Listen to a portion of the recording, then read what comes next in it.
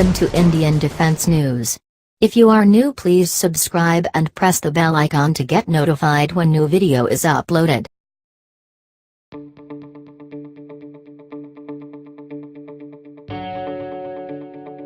Both planes carry deadly long-range radar-guided missiles of comparable effectiveness. Russia has its cutting-edge K-77M missiles with a reported range of 200 kilometers, and the United States has the AIM-120D Scorpion with a range of 160. The greater range of the K-77M may be an advantage, but not against a low observable stealth fighter. Superior ramjet-powered missiles, such as the Meteor and PLM-15, are already being fielded, though it is not clear if either the F22 or PAKFA will receive them. The F22 can carry 6 AIM-120s in its internal bays, whereas the PAKFA is limited to 4. This does give it a modest edge, as future aerial clashes are likely to involve a lot of missiles flying back and forth, and likely more than one will be launched to ensure a kill. Many experts are skeptical that the PAKFA boasts 5th-generation avionics and networking technology used in the latest US fighters. Intriguingly, networking with a sufficiently powerful low-band AESA radar, such as that on an E-2D AWACS plane, might allow radar-guided missiles to target stealth fighters. However, F-22 data links are also outdated and have only recently been slated for upgrade. Step right up, ladies and gentlemen. Entering the ring today are the two ultimate stealth fighters of the day, the F-22 Raptor and the PAKFA T50. The former has already completed its production run, or has it? 3. The latter will soon begin hatching from its industrial nest, or will it? 4. Today we'll consider which would have the upper hand in various engagement ranges, blows long and short, all are permitted. And just to keep the audiences on its toes, we'll examine the battle in backwards order, like in that one Seinfeld episode, 5. Within visual range, bringing invisible swordsmen to gunfight? Missile technology has long promised to make air combat about slinging missiles over distances well over 100 or even 200 kilometers. But if both aircraft use stealth technology, the range at which they can accurately target each other with radar-guided weapons is drastically shortened, which in theory could bring back more close-range dogfights. Let's first acknowledge that the F-22 and T-50 share many excellent characteristics. Both can supercruise, go supersonic without using afterburners, at over 1.5 times the speed of sound, the Raptor faster than the PAKFA at Mach 1.8 compared to Mach 1.6. Both can operate at up to 65,000 feet high, higher than the new F-35 Lightning. So who ends up on top if the two discrete aircraft end up neck and neck in within visual range? WVR, Dance of Death. The F-22 Raptor is the most maneuverable fighter the US has ever made. The PAKFA is even more maneuverable. The PAKFA uses three-dimensional thrust vector jets. Its engine nozzles can literally tilt independently in any direction to assist it in executing maneuvers.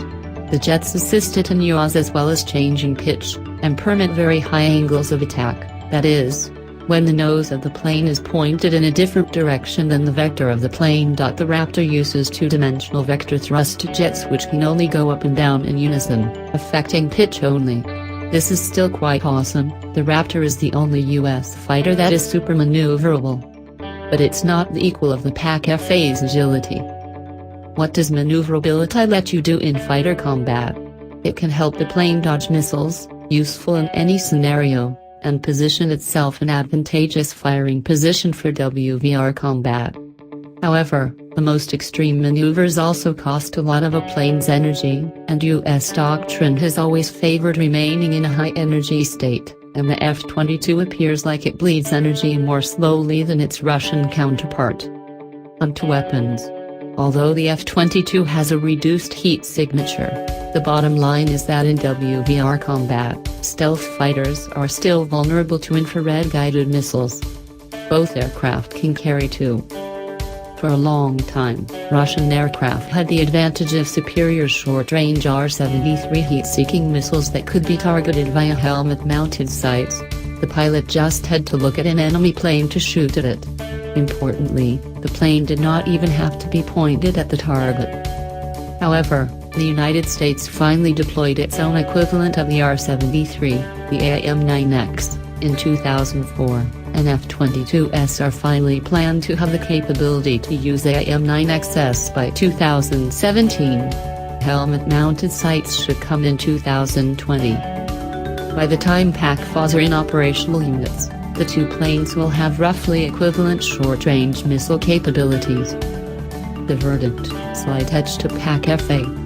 Both aircraft are highly capable dogfighters, but the PAKFA looks like it's the more agile of the two. Here's the thing about WVR combat, though. You only get to do it if you survive the Beyond Visual Range (BVR) encounter first.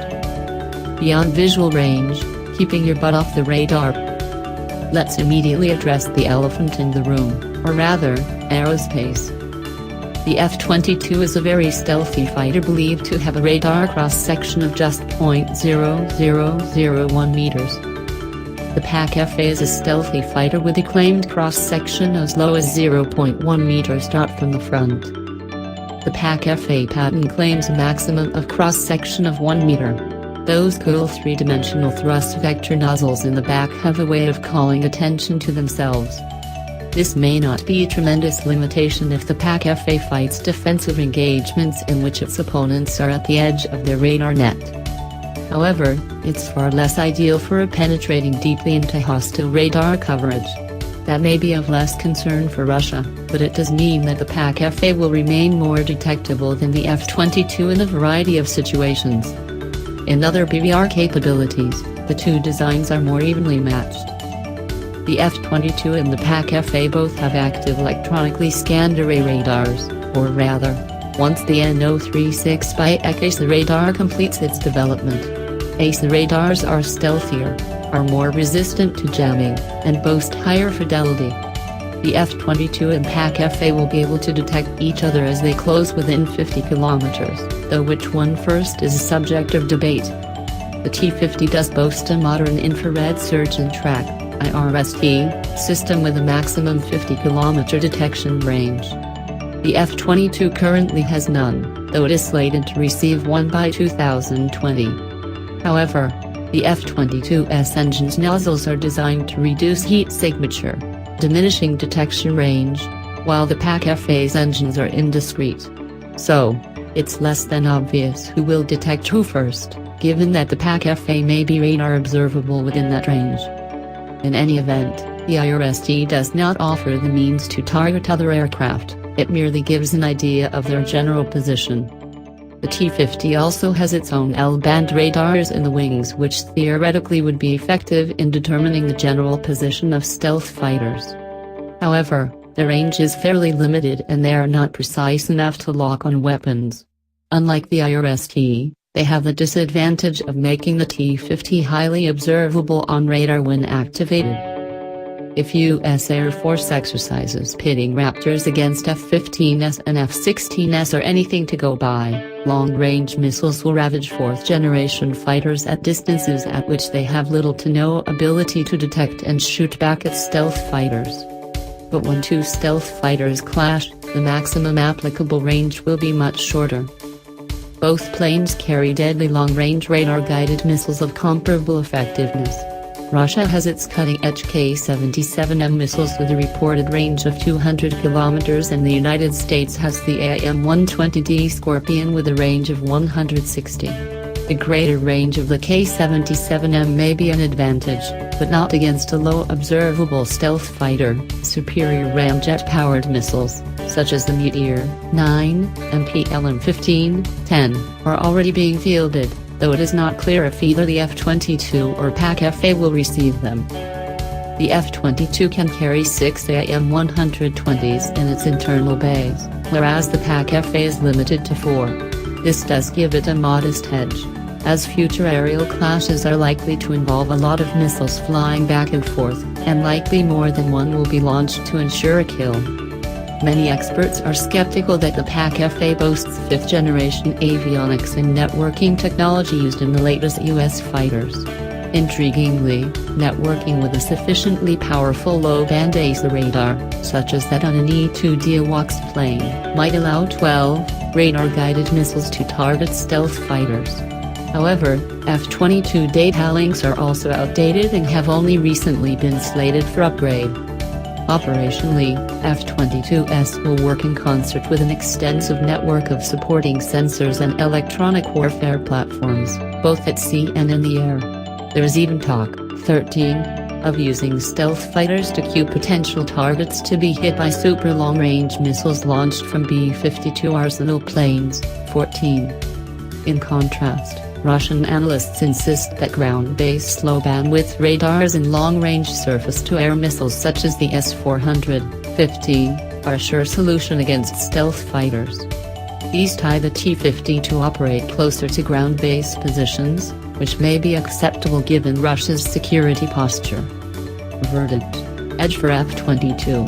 History shows that the side that shoots first in vehicular combat usually wins, and the stealthier F-22 seems more likely to do so, though their capabilities may be more even in a head-on approach. Industrial performance. What is this? I hear you cry. How dare I despoil the purity of this noble duel of falcons with vulgar commercial gossip? The reason is very simple. The PAKFA will only prove a significant opponent to the F-22 if it is produced in meaningful numbers. Which is to say, more than the 12 which are currently on order for delivery by 2020. It's not as if the F-22 is particularly numerous. At 178 operational aircraft, a somewhat slender thread on which to rest the United States' hopes for air superiority in the next 20 years. However, because the PAKFA and Raptor are close enough in capability, a small number of T-50s will not suffice to radically challenge the Raptor's reign, or even the F-35s. So why has the PAKFA order been so radically downsized? It's because it's proving extremely difficult to deliver on all the design specifications, particularly the engines. The development costs keep on mounting, while the Russian economy has been in a recession for the last few years, decreasing the appetite for such an expensive offering. This leads to another important caveat regarding the T-50. Many of its capabilities are planned for rather than extant. The AESA radar is still undergoing testing.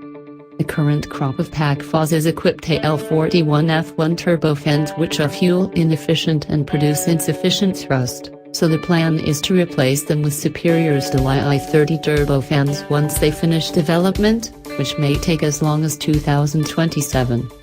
In short, the PAKFA is a work in progress, its final capabilities unclear. And it's very expensive work, leaving large question marks on how many will actually be produced. This leads to another major issue. India, an investor in the PAKFA program, is complaining quite publicly about cost and quality issues in the program. Quality control failings such as misaligned fittings may potentially increase the PAKFA's radar cross-section. Indian FGFAs would potentially be more sophisticated than the Russian versions, but if India withdraws its order for over 100 aircraft, that project may prove even more difficult to finance. Nonetheless, Russia's defense policies and economic fortunes may well change in the future and additional orders will likely be forthcoming one day as more of the stealth fighter systems are refined. It's hard to imagine the project ending with just 12 produced after so much money was put into it.